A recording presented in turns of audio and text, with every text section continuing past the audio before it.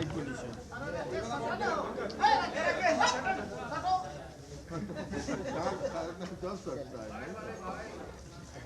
जी नमस्कार।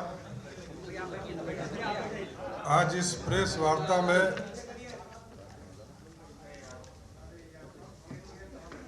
पार्टी के द्वारा जो हमें दायित्व दिया गया था उसके संक्षिप्त विवरणी आपके सामने उपस्थित करूंगा। इस मंच पर उपस्थित पार्टी के महामंत्री,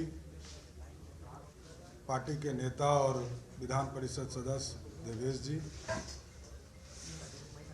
पार्टी के प्रवक्ता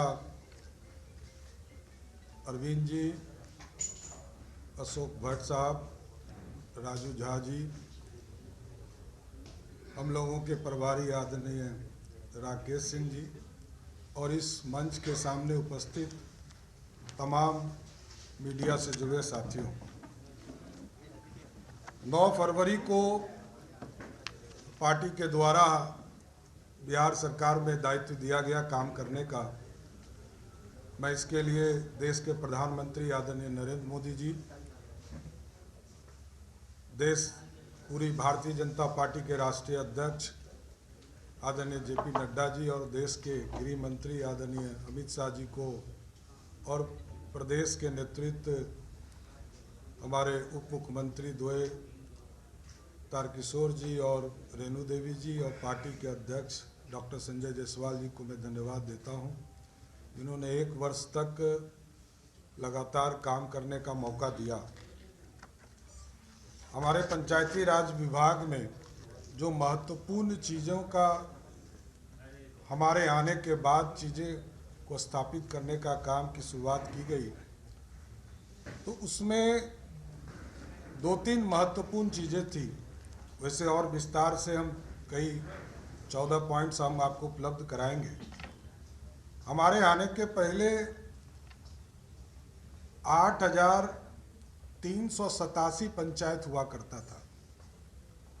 हम लोगों ने उसमें विघटन किया और नगर, क्योंकि हमारे आत्मनिर्भर बिहार में हमारा कमिटमेंट था कि मात्र 11.29% शहरी आबादी था, उसको बढ़ाना था।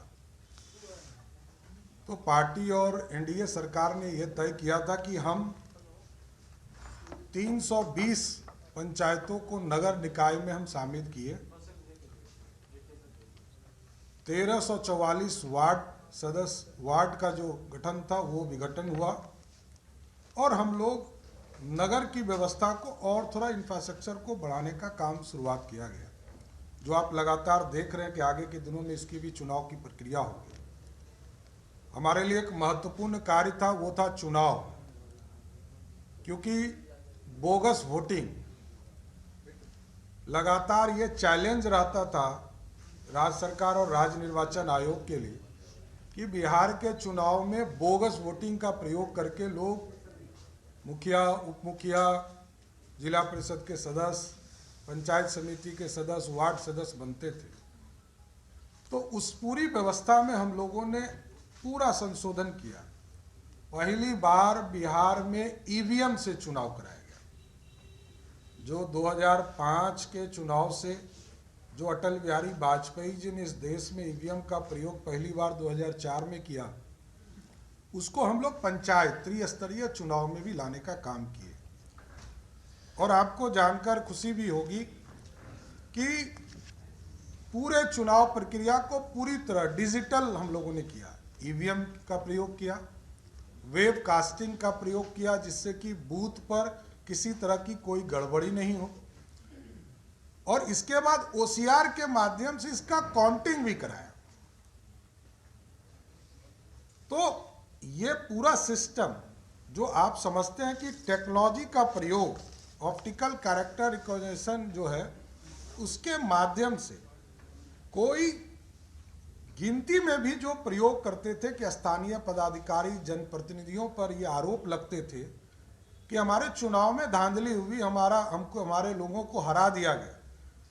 आपको जानकर खुशी होगी कि लोकतंत्र ऐसा स्थापित किया गया कि 100 से अधिक ऐसे मुखिया हैं पूरे बिहार में जो 1 वोट से चुनाव हारे। और एक वोट से चुनाव हारना आप कितना कठिनाई वाला समझते होंगे, क्योंकि ईवीएम जब तक प्रयोग नहीं होता था तब तक ये व्यवस्था नहीं हो पाती थी। राजस्थान के एक माननीय विधायक हार गए थे जो वहाँ मुख्यमंत्री के उम्मीदवार थे। उसी तरह पूरी तरह एक व्यवस्था बनाया गया और साफ सुथरा चुनाव कराने का टारगेट था, उसको हम लोगों ने पूरा किया।